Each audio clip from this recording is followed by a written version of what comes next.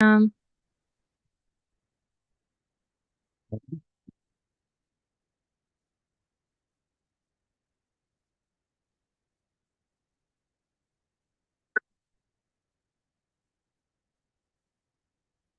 السلام عليكم ورحمة الله.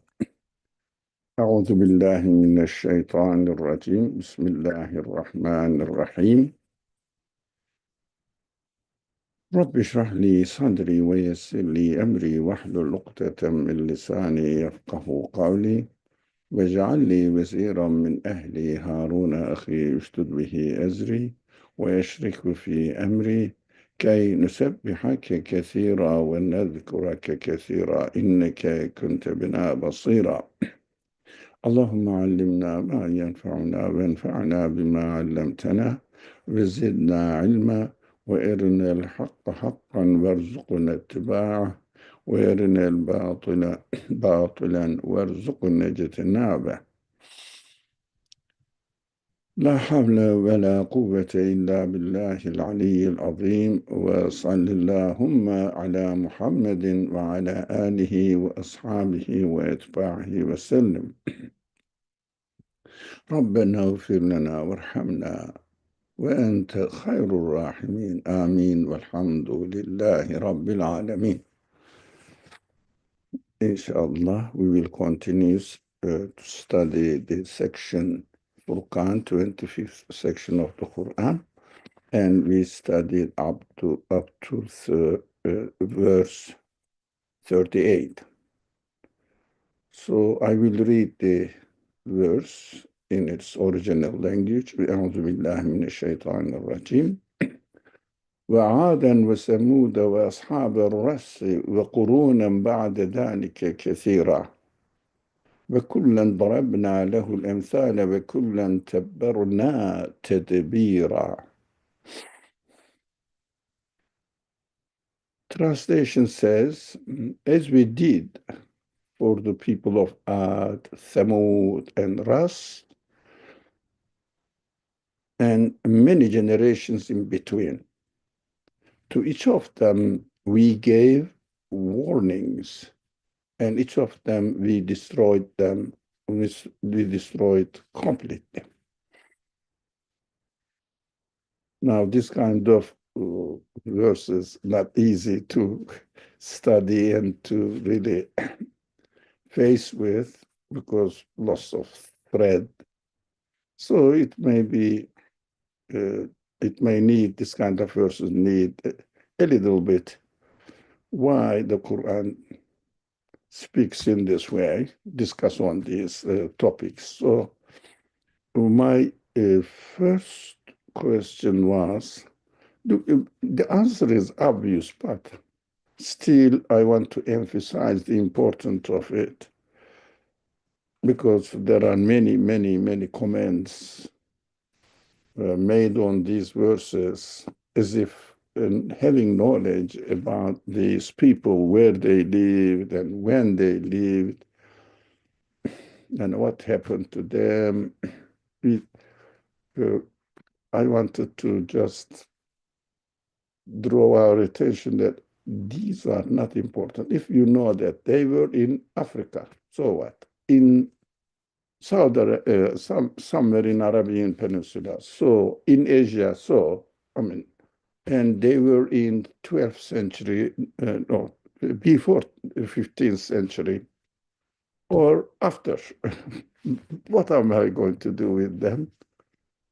So practically speaking, for other purposes, it may worse it, but for us, I don't think it is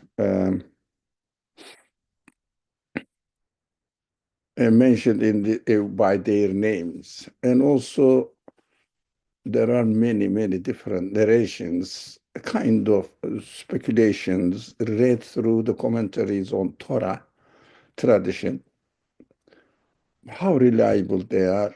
Even they are reliable, what shall I do? So my first question was, do we need to wonder who were these people mentioned by their names? The answer is really, if I know it, even if knew them, doesn't matter. why does the Quran gives names then if they are not important? Just say before some generations before we destroyed some people. What gives them? Because the Quran's purpose is, uh, if you notice that Quran, if it is possible, avoids speaking in an abstract way, gives physical description of the things, like he does very vividly in description of hell and paradise. And the opponents of the Prophet Muhammad, how they did, sometimes even very rarely, though on one or two occasions, mentions the names of the people. I don't know how many times. I know two, but I have to think about it. I didn't think really. It gives physical description of everything, even the signs that points to the necessity of the existence of the Creator, still gives really physical examples. Resurrection, after that, physical examples that we can observe and experience. So if the Quran said some people, we may not really relate it much to our life, that some people, it's not to me. But by mentioning the names, no, certain people did it really.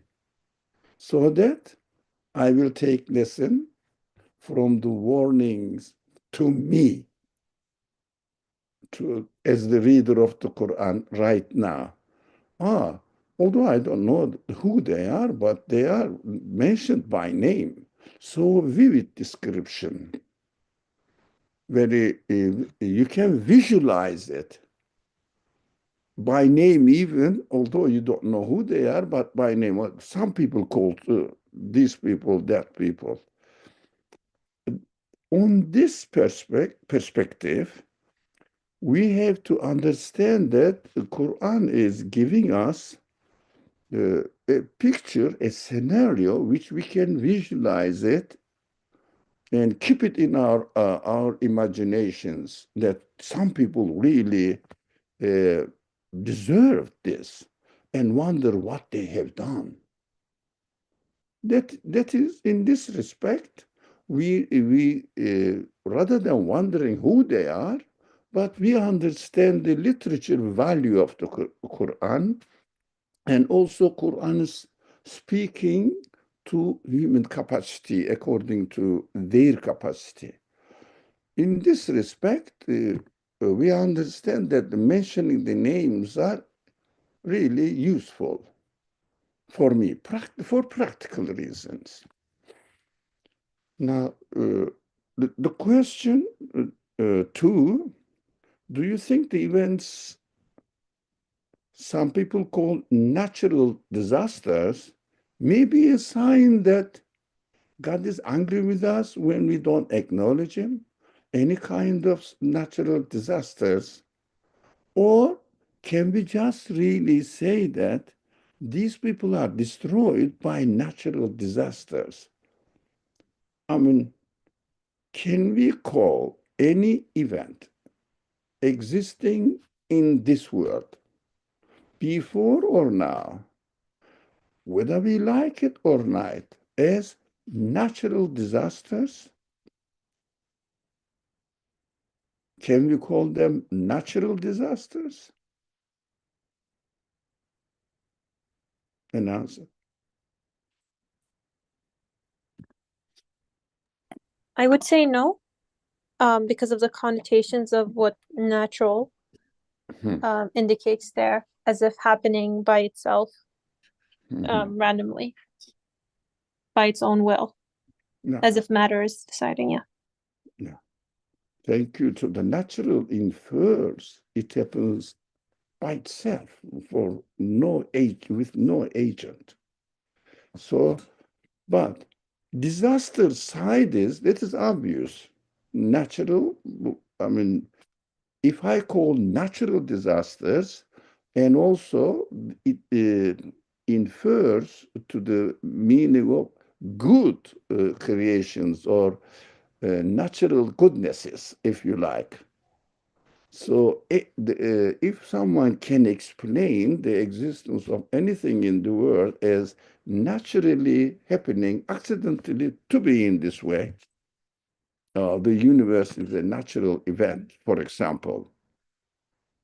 If you can say it, if you have any evidence, go ahead. But I can't, or we can't, as we people can't call it because it doesn't make sense. There's no evidence. But every work, as we see, we know that there is an agent, and according to the quality of the work, quality of the job, whatever is done, or any art, anything made, it is a sign that it is maker had this quality and made it in this way according to his capacity or her capacity. So we can easily conclude that now everything it has no, needs an agent, has an agent, and this is a logical conclusion. But when we come to the existence of the whole universe, and of course, the existence of the whole universe needs a agent who must have given this universe existence. And also within the universe, every part is connected with each other perfectly, so you cannot separate anything from the complete integrity of the whole universe. So whoever created the universe must have created this event as well, must have created this plant, for example, or this animal, for example, or this star. That is it. But our point is, if there is something that we don't like it is harmful for us, and also we have been given the sense to avoid it, to protect ourselves from it, to run away from it. And these kind of events are created as well. So do you think God is angry with us that he creates this kind of things? When we don't properly obey him and accept him and behave as he wills, this is the question that many people struggle with.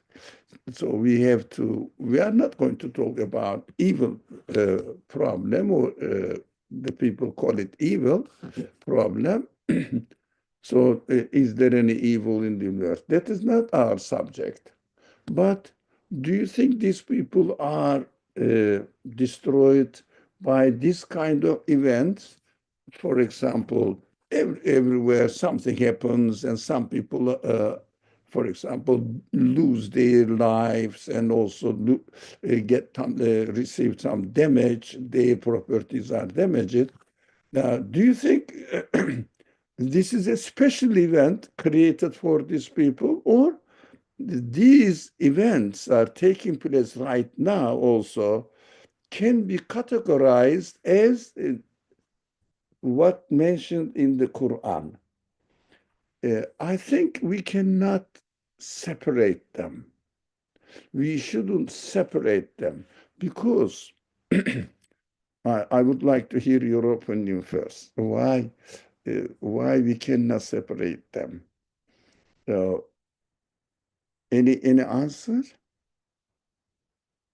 I feel that if you are not going to talk, I will just say what I have in my mind. I feel that in the universe, when I look at it, look at it, anything in the world, anything. I mean, we always say that look at a bird, look at an ant, uh, and look at a plant, and anything in the world. or look at a star, all created deliberately because everything is given specific shapes, specific characteristics, and specific way of creation unique to it.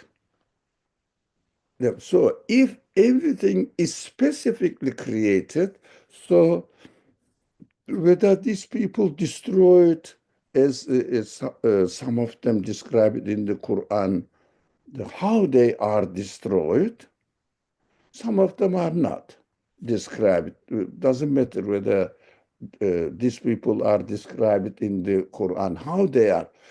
Strong wind, nose, flood, it's very strong, and earthquakes, and some of them were really drawn into the earth.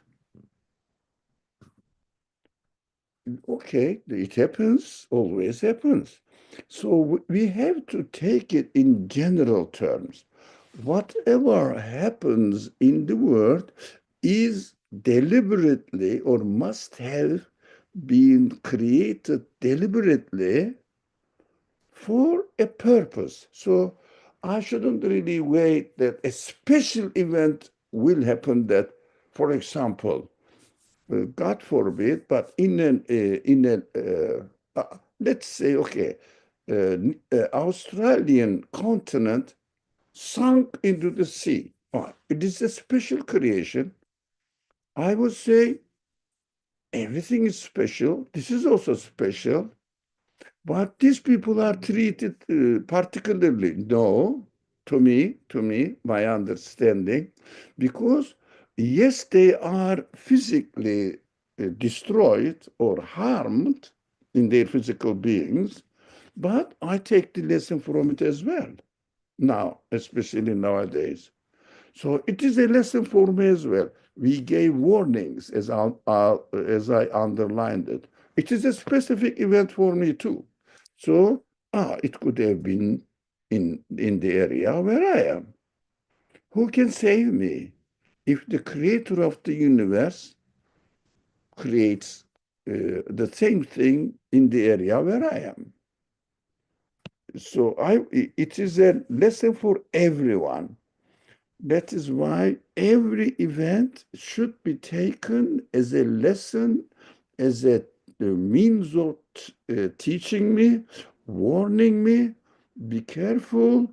You are on a mission in this world, and be loyal to your mission. Try to understand it, and accordingly take your lesson and behave in your life, and take a side in your life.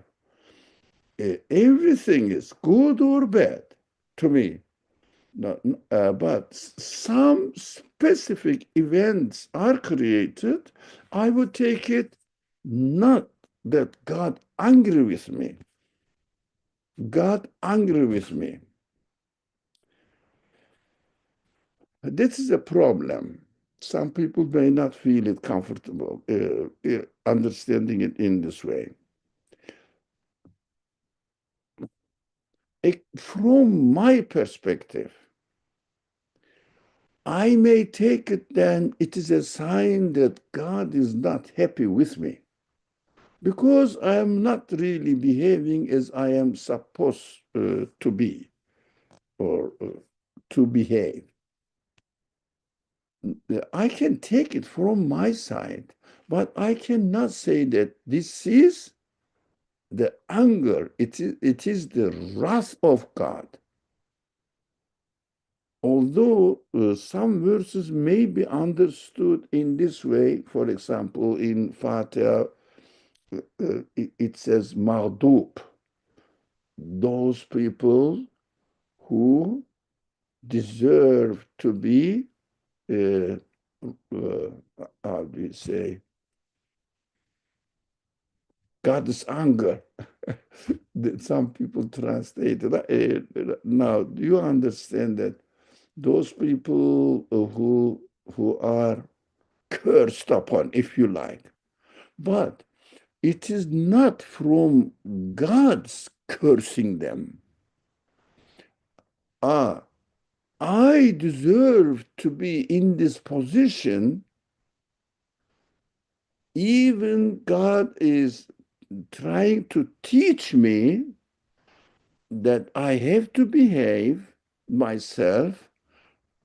I shouldn't really be neglectful about my mission in this world.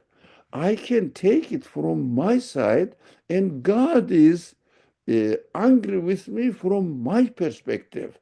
But I would understand that this kind of verses, God is warning me as I need to be warned according to his mercy on me.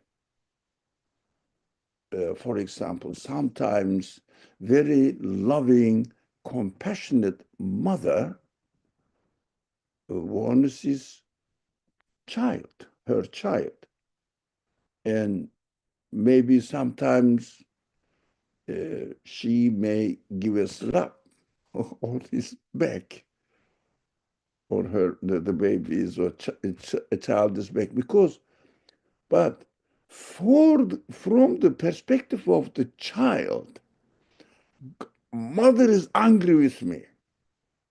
From the perspective of the mother, I think this child needs this for his or her own benefit. But mother's slap from mother's side is mercy for the benefit of the child. But mother's flap from child's perspective, ma'dub. I am ma'dub. It means I really deserve my mother's anger. So rather than accusing God, saying that God is angry with me, I would say God is mercifully warning me according to how I need to be warned in this case.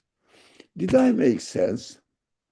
This is not, I feel, inshallah, it is not an apologetic interpretation. In any case, God guarantees that his anger, his mercy encompasses everything. وَرَحْمَتِي وَسَعَتْ كُلَّ شَيْءٍ. And when we studied this verse on one occasion years ago, we studied this verse, we included even the creation of hell is covered under the umbrella of mercy. So, but from the people's perspective, who deserve to be warned in this way, which are called the people of hell, now they can say God is angry with me. God is not happy with me. And so I deserve to be in this position. No one, of course, in the hereafter, but here.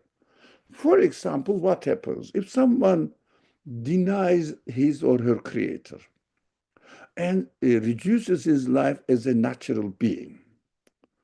How much this person can enjoy his or her life?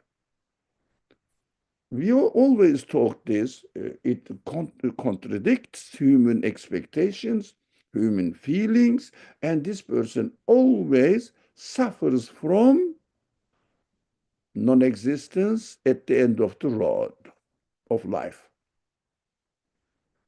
Always, I'm going to disappear. I am having this, I have this, all right, but time will come and I will lose it completely. And I don't know when it will come.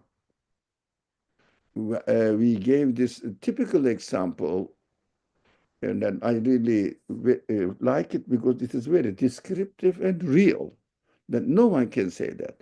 You are given the best car you liked or best airplane you liked. And a car is a better example. Airplane is the same, but the car is a better practical example. And you are giving it, and you say, okay, you drive and enjoy it, but at the end, definitely you will fall into a cliff with this car. You and your car will be destroyed. And this person, be realistic. How much, let's say how much he really enjoys driving the car. You don't know when he's going to fall into a cliff. Seems to be the road is safe for a certain period or for a certain distance. Fine. But afterward, when you turn the corner, what will happen? We don't know. Maybe cliff is there. Maybe cliff is there. That is why these kind of people are so, they live in a very irritative way. Anything may happen. Anything may happen anytime. The only solution is temporary safety. I have to take care of myself. I have to take care of myself. Why? Anytime the cliff may come, but it is guaranteed that how much you are careful, it is guaranteed that how much your brakes strong and works perfectly, guaranteed that you are going to fall into a cliff.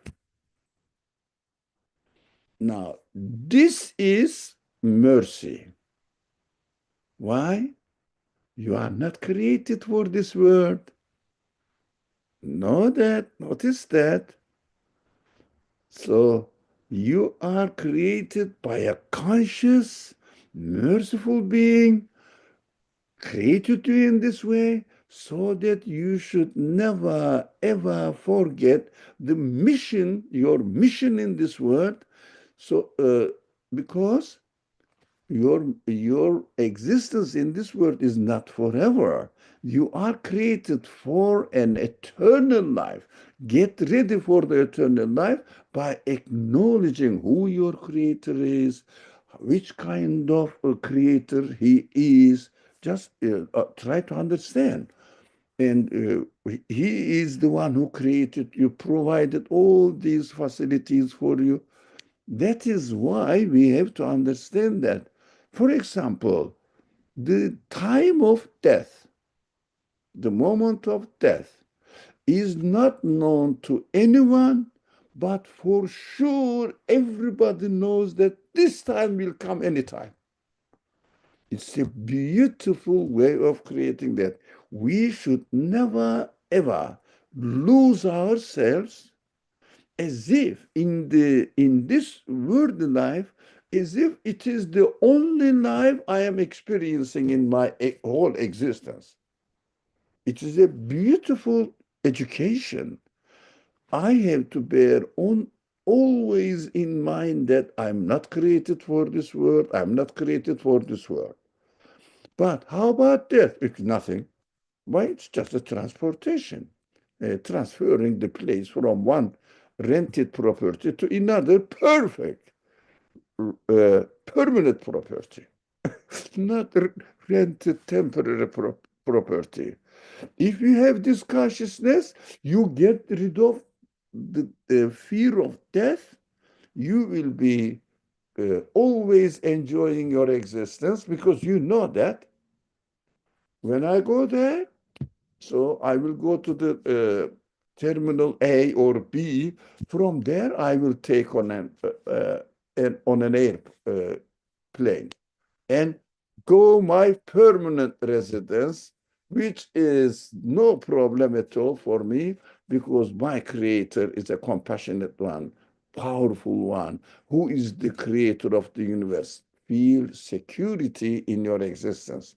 Those people who think that any time with a beautiful car fall into the cliff, they are the people who deny the purpose in their existence, who denied who their creator is.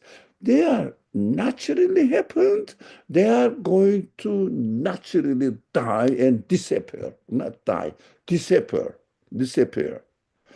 In the eye of the denier, death is disappearing from existence. In the eye of the believer, death is nothing but transportation from one place to another, transferring the residence from temporary residence into the perfect permanent residence.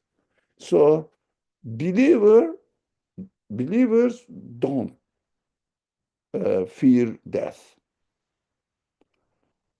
The difference is because of the belief in the Creator as being an absolute being, absolute one who is arranged this home for me.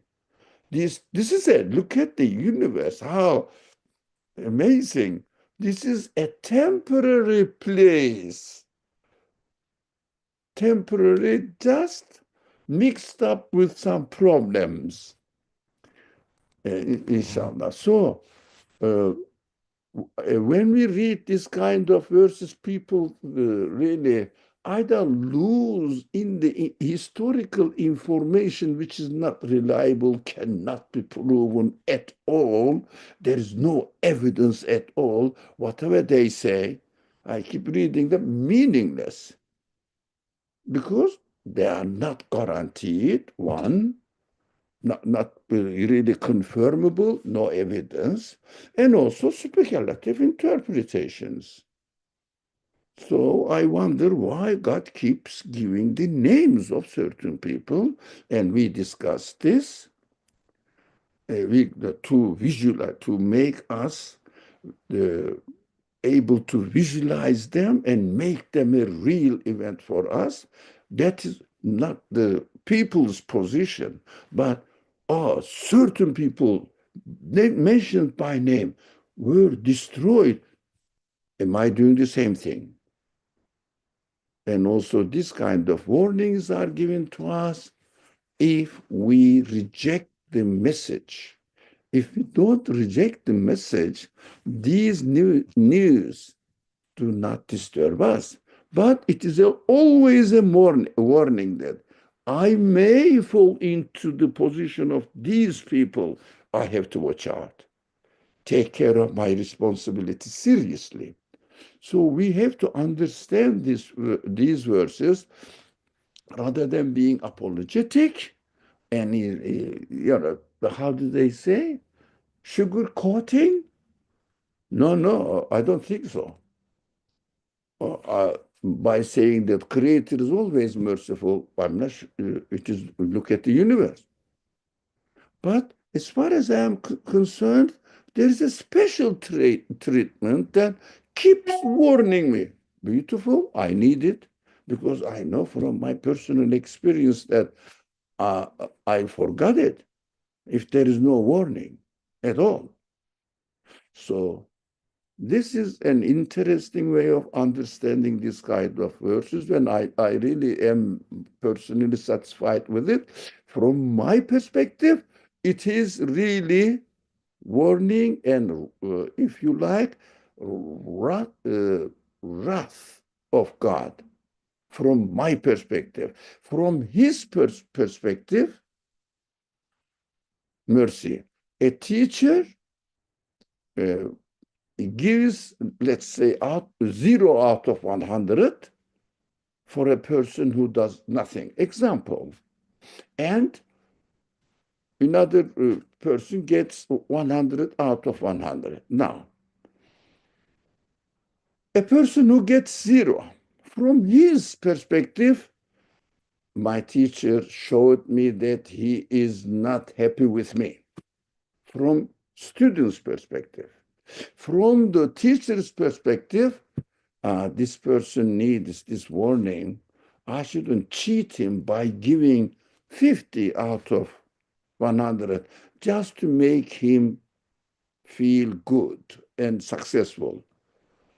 And the teacher, if this teacher does this to a student who gave empty paper or 100% wrong answer, this people is really not merciful, and he is a bad teacher. He is not a good trainer or teacher, educator at all. He is harming the student. So from student perspective, it is anger, it is wrath. From teacher's perspective, it is only nothing but mercy. We have to understand this difference in perspectives.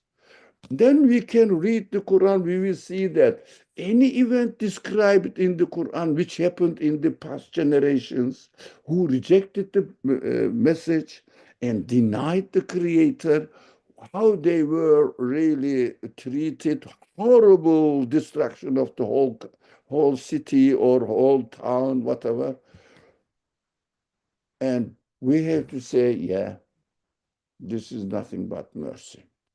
In order to have this understanding, we have to have a comfortable heart and mind that, yeah, really, this is not an angry God. This is an merciful teacher, if you like, who gives 100 to those people who deserve 100 or 90 out of 100, or whatever the student deserves, just according to the reality of the students, what they need. So when something happens that my life is affects my life and I die, let's say something happened, God forbid, but anyway, I will die one day. So, and I died as a result of disaster. We call it disaster, although it is mercy. But it harmed me. How do you know it harmed you? But my property harmed. How do you know it is an harm? So in order to understand this perspective of the event, I have to understand that there is an hereafter. If a person labels it because I lost my life or my beloved one, or I lost my property, they may call it a disaster, really, but, or calamity, but a believer says, oh, God is just. God is just. He is the best teacher, merciful teacher, and if he applied something to me practically, no, specifically, if he did something to me specifically, it means it is not a bad thing for me. He chose me to be a candidate, to be a martyr, in order to demonstrate or an object to demonstrate his creation on me. I am chosen. Well, really, it is very beautiful to understand this way. I am chosen to be a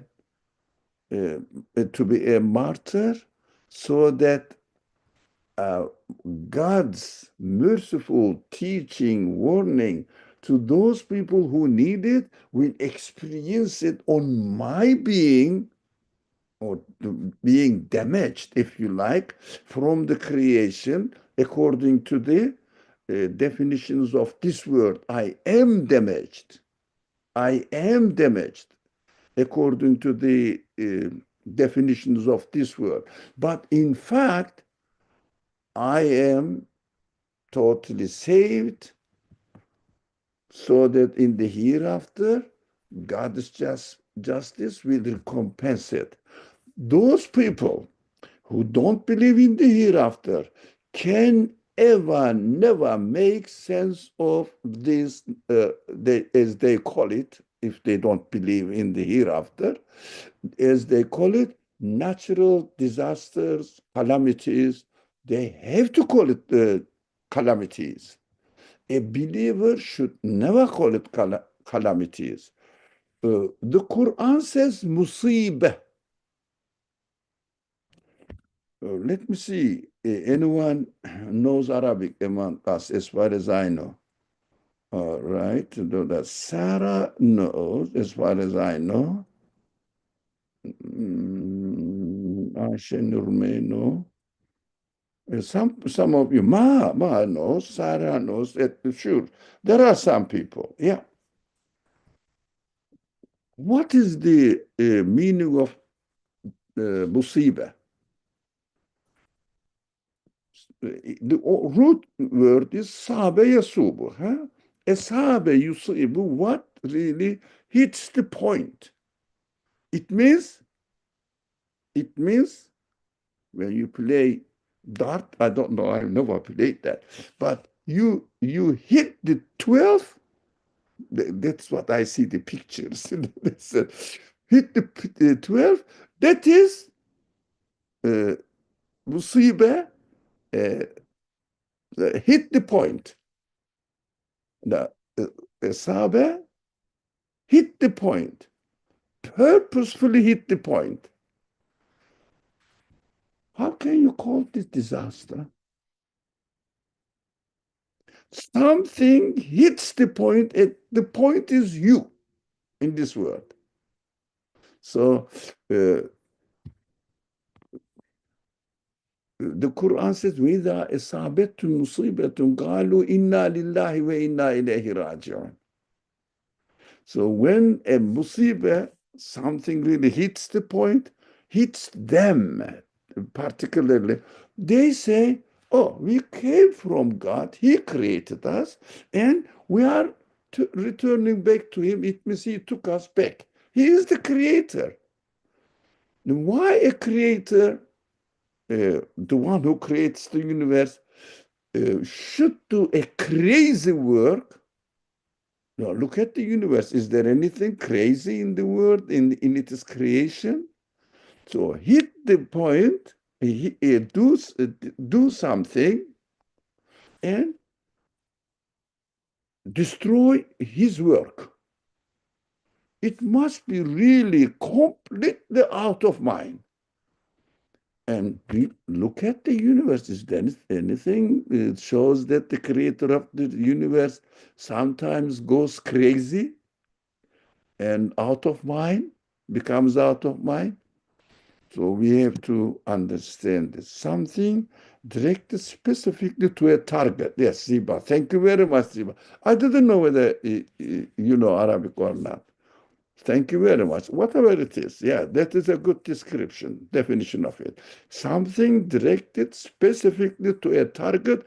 I will even add to it, by a conscious being. Because accident cannot really specifically hit the target. Accident. There is no accident in the universe anyway. So by a conscious being. So we have to make sure that our heart is. If a disaster hits me, that is a conscious choice. You are selected. No, among some certain group of people in Islamic tradition, if something happens that which is we call it, or the Quran call it musibah, they say, good news, you are chosen by God. Can you imagine? How about those people who are destroyed? Good news, you need to be destroyed, not to go further in your rebellious actions. Okay, stop it. That is enough. You demonstrated or proved that you are not going to take any lesson anymore. So let me take you out that you shouldn't be more and more harmful. I will even give an example of understanding in the war conditions. Since we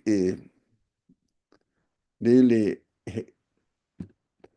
get into this subject seriously, now in the war conditions, how a prophet, although some apologetics, Muslim apologetics, they say prophet joined the army war, engaged into war as a commander-in-chief of the army, but he never killed anyone.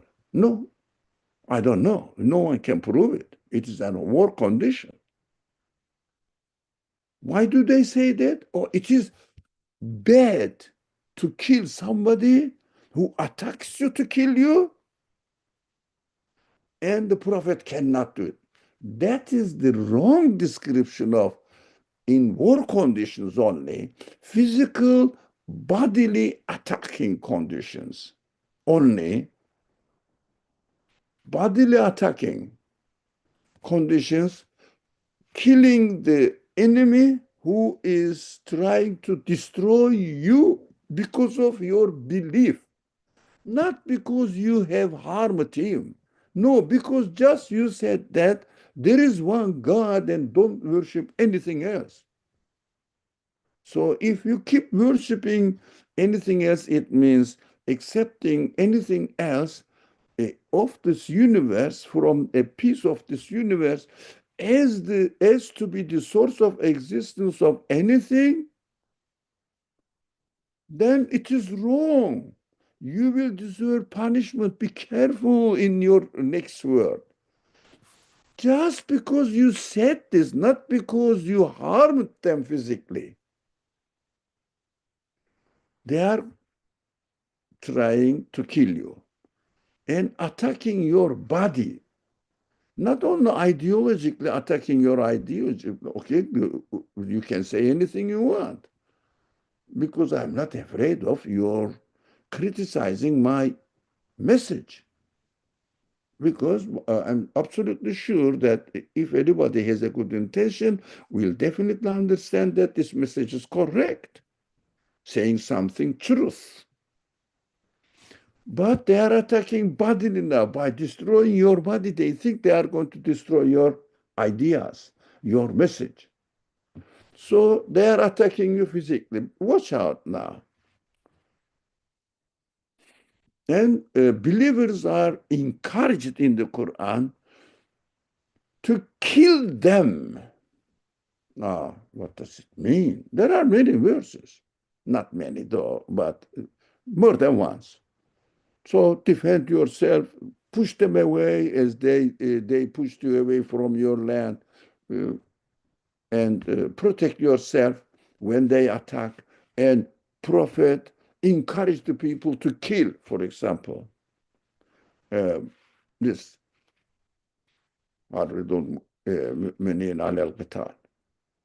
This is in the Quran. I'm not ashamed of it. And I say that it is a very merciful action. Be careful, inshallah, you wouldn't label me very apologetic person. Inshallah, be careful. If a believer is attacked just because of his belief, physically aiming at killing the body, no, it is not really. I understand if someone opposes me, my idea, with an counter idea, it is ideas are fighting. But somebody attacks my body because of my idea. Look at the contradiction. If a Muslim does to another person, saying that you are kafir, I'm going to kill you, it's wrong. Equally wrong. So let us make a real case now. They come to you, if someone came to you to kill you, and you are not protecting yourself, and If it is not possible, you are killing them. Are you doing something wrong or good? Be careful. This is a very interesting, delicate point. Really watch out. The Prophet and the Quran encourage them, kill them before they kill you. Why? If you don't kill them, they will kill a believer, a person who deserves to live and who deserves to protect his body. And if you don't kill them, they will kill you. This is the war conditions. If I don't kill them, will they stop? No, they came to destroy my body. Completely, they get rid of this community and give an end to Muslim community, very, very new, fragile, newly growing Muslim community. Destroy them completely. That was the point in war conditions. So if a believer does not kill this person will be killing an innocent person just because of his or her belief and protecting him from committing this very grave, unforgivable action or crime. So kill him, save him, be careful, save this person from committing even a greater crime. Protect him, save him from doing this harm. Do you get the point at all? This is a very delicate way of understanding the war conditions as it is described and encouraged in the Quran. You should protect yourself. That's your right. But when you kill them, you are not harming them. You are protecting them from committing even a greater crime. Stop them. They shouldn't do this greater crime. At least, without killing any believers, they should die, and accordingly, they will be receiving a lesser punishment in the hereafter because they are saved from committing a greater crime. And if someone feels among us here, at least, that this is an apologetic interpretation in order to just color this horrible event with a pink color and make it lovable, or does it really make sense? To me, it makes definitely 100% sense. I don't know. Would you like to? You would like to share his opinion about it?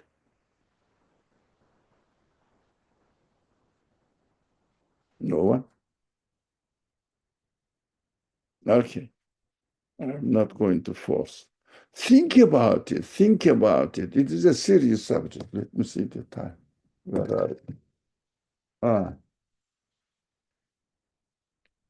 no.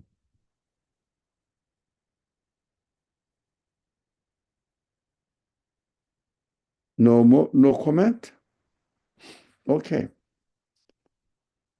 Let's deal with yeah, not really. We covered the third point.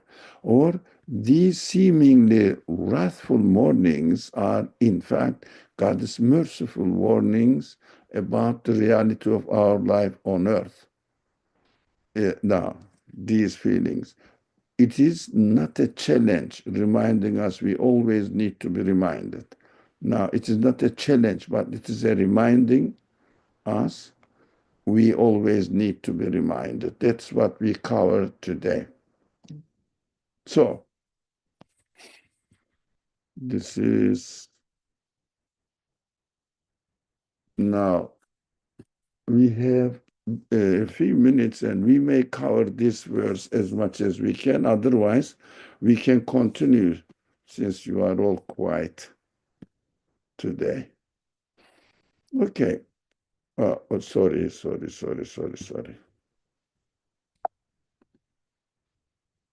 Now, Bismillahirrahmanirrahim. وَلَقَدْ أَتَوْا عَلَى الْقَرْيَةِ الَّتِي أُمْطِرَتْ مَطَرَ السُّوءِ وَلَقَدْ يَكُونُوا يَرَوْنَهَا بَلْ كَانُوا لَا يَرْجُونَ نُشُورًا. They must surely have come upon the town that was showered with a ruining rain. How they not seen, understood, it means this ra'a in English also we use this word, ra'a, to see. You know, if someone speaks to you, you say, I see your point, I see your point. What does it mean? I understand your point. Now, it is the same in Arabic as well. They are not seeing, they haven't, they are not, or have they not seen it? Have they not understood the message? But they don't expect resurrection. Now, there is lots of analogies are going on here, really, so that we should try to cover some of them as much as possible. Sorry.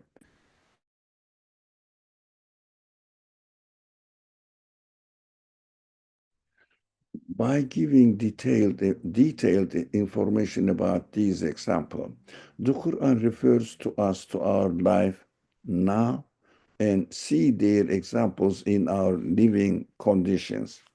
Why there's a question mark here? Doesn't matter. You understand. So by giving detailed information, because ala qariyatin illati umtrat matara su, that's ruining rain. They have they not understood it, but they don't expect resurrection. Now, rain and this ruining rain, and also umturna matarasu. Why do they put in bracket ruining rain? It is in the meaning. This matarasu. Anyways, I don't know why it is in bracket. So they should understand from it. And also conclude this interesting. بَلْ la yarjuna nushura. But they don't expect resurrection. Oh, what is it to do with it? So the point two, I am just covering it up in general. There is an interesting analogy here. The rain is sent to the dead earth to grow plants, to come out like resurrection, the example of resurrection. But here, ruining rain, describing the result of their not believing in the resurrection, revelation, which informs them of the resurrection. So if you don't believe, if someone doesn't believe in the resurrection, then when rain comes down, this rain doesn't really grow the plants. It means if you really coming down, rain coming down is likened here, rain coming down to grow the plants. Revelation comes down to help the human heart grow, improve itself, improve itself. The rain is coming, the revelation is coming down as if to improve your feelings, your capacity, human potentials to grow into plants, because you are given seeds of understanding who God is. You are giving this. qualities in your spirit, in your spiritual being. But if you don't receive the message, your this message reminds you and you reject it, and of course this ruins the purpose of your potentials. As if the rain is a bad rain, ruining rain, destroys your seeds, as if, because you are not using it. When you don't utilize the seed, what happens? At the end, seed rots with no meaning. This analogy, you understand this. I am hurrying because the time is up.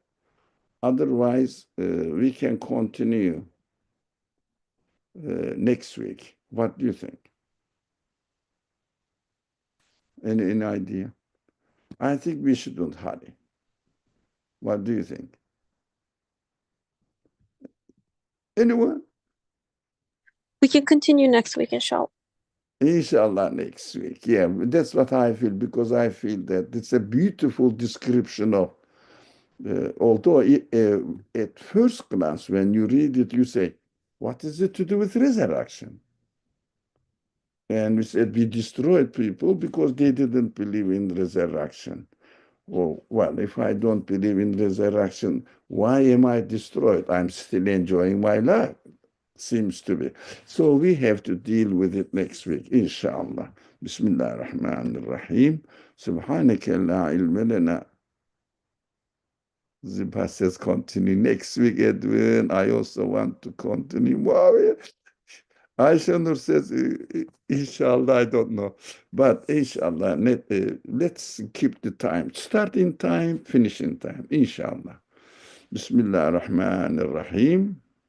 Next week, okay. Inshallah, we will go. Bismillah ar-Rahman ar-Rahim. Subhanaka la ilma lana illa ma 'allamtana innaka antal alimul hakim. وآخر دعوانا الحمد لله رب العالمين بحرمة سر سورة الفاتحة.